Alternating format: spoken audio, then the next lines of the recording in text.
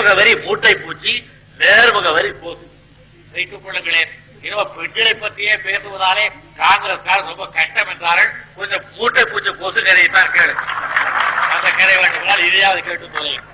ஆகையினால் நேர்முக வரி என்பது கொசு கிடைக்கு சமானம், மறைமுக வரி என்பது மூட்டை பூச்சி கிடைக்கு சமானம். அப்படிப்பட்ட வகையிலே மறைமுக வரி கூடாது என்பது எங்களுடைய திட்டம். இதற்காக பதில் கிடைத்ததா என்பதை இதுவரையிலே நீங்கள் பார்த்தீர்கள், கிடைக்கவில்லை. இனியாக தருகிறார்களா என்பதை அருள் கூர்ந்து நீங்கள் பார்த்து, இந்த 15 வருட ஆட்சியில் விலைவாசி ஏற்றத்தை தடுக்கவில்லை என்பது மட்டுமல்ல, இவர்களே விலைவாசி ஏற காரணமாக இருந்தார்கள். எப்படி என்று என்னை கேட்டால், ஒரு 5000 ரூபாய் ஒருவர் முதல் வைத்துக் கொண்டால் 30,000 ரூபாய்க்கு நெல் பிடிக்கலாம். இது சார அவருக்கு தெரியும்.